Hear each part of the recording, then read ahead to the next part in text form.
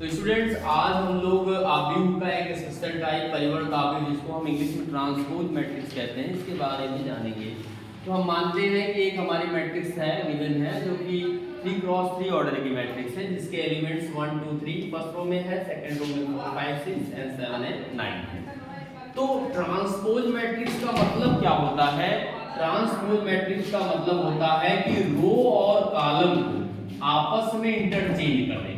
रो और कॉलम को आपस में इंटरचेंज कर देना, मतलब रिस्पेक्टिव रो और कॉलम को आपस में इंटरचेंज कर देना। यानी कि कहने का सेंस क्या है?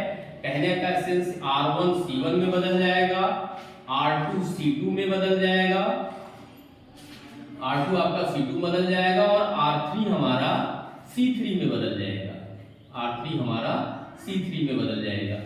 तो इस तरह से ऐसा करने से जो नई मैट्रिक्स फॉर्म होती है उसी को हम बोलते हैं ट्रांसपोज ऑफ गिवन मैट्रिक्स। तो जैसे कि यहाँ पर मान लीजिए और ट्रांसपोज मैट्रिक्स को हम A के ऊपर छोटा सा T लिखते हैं या A के ऊपर छोटा सा डैश लगा देते हैं, ये इसका सिंबल होता है। ठीक, किसी भी गिवन मैट्रिक्स के ऊपर छोटा सा डैश लगा दें या T लिख दें। तो अब हम इसका ट्रांसपोज अगर हम लिखें तो हमारा फर्स्ट रो है 1 2 3, तो फर्स्ट रो को हम फर्स्ट कॉलम बनाएंगे यानी कि 1 2 3 फर्स्ट रो को फर्स्ट कॉलम बना लिए। इसी तरह से 4 5 6 हमारा सेकंड रो है जिसको हम सेकंड कॉलम बना लिए 4 5 6।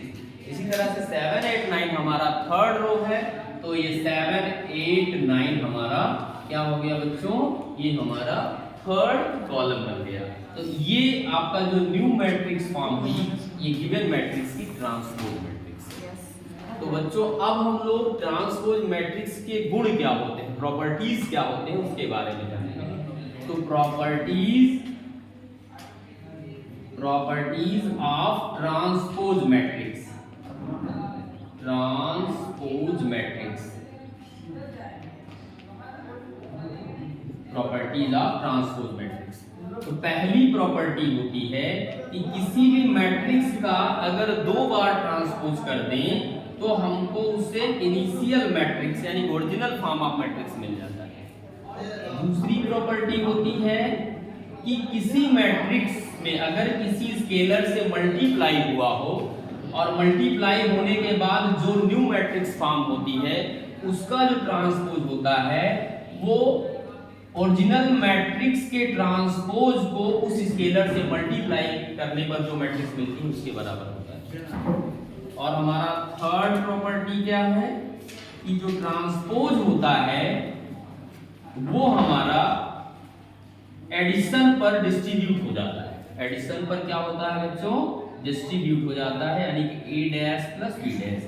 इसी तरह से फोर्थ प्रॉपर्टी हमारी क्या होती है कि जो हमारा ट्रांसपोज होता है वो हमारा डिफरेंस पर भी डिस्ट्रीब्यूट हो जाता है, यानी कि A माइनस B का transpose Z equal to A का ट्रांसपोज माइनस B का ट्रांसपोज। और लास्ट हमारा जो प्रॉपर्टी है फिफ्थ प्रॉपर्टी जिसमें प्रोडक्ट, 2 मैट्रिक्स के प्रोडक्ट का ट्रांसपोज, ये बहुत इंपॉर्टेंट प्रॉपर्टी है। इसका ट्रांसपोज उन मैट्रिक्स के ट्रांसपोज के अपोजिट ऑर्डर में प्रोडक्ट के बराबर होता है, यानी कि A डॉट B का whole transpose that is equal to B का ट्रांसपोज इनटू A का ट्रांसपोज। ये हमारा इस तरह से हमारी 5 प्रॉपर्टीज है ट्रांसपोज की, जिसका यूटिलाइजेशन करके हम ट्रांसपोज पर बेस्ड बहुत सारे प्रूफ्स को मतलब क्वेश्चन को सॉल्व करेंगे, बहुत सारे प्रूफ्स करेंगे।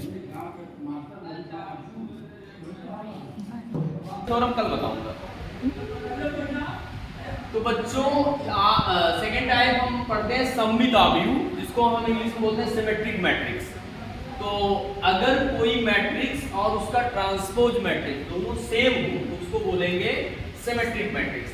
तो बच्चों हमने यहाँ पर एक एग्जांपल दिया है A बराबर 1 4 5 4 2 6 5 6 3, ये 3 क्रॉस 3 ऑर्डर की एक मैट्रिक्स है जो कि स्क्यू सिमेट्रिक है, सॉरी जो कि सिमेट्रिक मैट्रिक्स है। चाहे आप उसको करके देख लें, या is a symmetric matrix, is a symmetric matrix. अब बोलोगे क्यों सिमेट्रिक है? क्योंकि आप चाहो तो चेक कर लो, A डैश आप निकाल लो, ए डैश आप निकालोगे तो फर्स्ट कॉलम को मैं फर्स्ट रो बना दूं, चाहे फर्स्ट रो को फर्स्ट कॉलम बनाओ चाहे फर्स्ट कॉलम को फर्स्ट रो बनाओ, एक ही बात है। जैसा कि पिछले टॉपिक मैंने बताया था, तो 1 4 5 मैं यहाँ फर्स्ट कॉलम को फर्स्ट रो बना रहा हूँ, 1 4 5 2 4 6 सॉरी 4 2 6 जो सेकंड कॉलम है इसको सेकंड रो बना दे रहा हूँ, और थर्ड कॉलम 5 6 3 को हम थर्ड रो बना दे रहे हैं। अब आप देखिए क्या ये ए डैश और ये सेम है, श्योरली सेम है, क्योंकि इसके भी वही एलिमेंट है वही एलिमेंट, इसका मतलब ए बराबर ए डैश हो गया, ए बराबर ए डैश हो गया। ये इम्प्लाइज करता है कि A is symmetric, A is symmetric. अब बच्चों अगर सिमेट्रिक मैट्रिक्स का एग्जांपल देना हो तो उसकी मैं ट्रिक बताना चाहता हूँ आपको। उसकी ट्रिक ये है कि मान लीजिए यहाँ पर मैंने एक सिमेट्रिक मैट्रिक्स ले लिया था अपने तरफ से, मान लीजिए मैं एक अनदर मैट्रिक्स बी ले रहा हूँ क्योंकि हमारा सिमेट्रिक मैट्रिक्स है।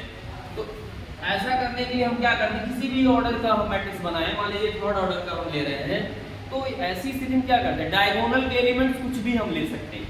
मान लीजिए हमने डायगोनल का एलिमेंट ले लिया 7 8 9, ठीक। और उसके बाद बच्चों जो ये अपर ट्रायंगुलर एलिमेंट है जो कि यहाँ पर आएंगे और लोअर ट्रायंगुलर एलिमेंट जो है वो यहाँ आएंगे, तो अपर ट्रायंगुलर और लोअर ट्रायंगुलर एलिमेंट के करस्पॉन्डिंग एलिमेंट सेम होने चाहिए। अगर ऐसा होगा तो निश्चित रूप से जो मैट्रिक्स बनेगी वो आपकी सिमेट्रिक मैट्रिक्स बनेगी।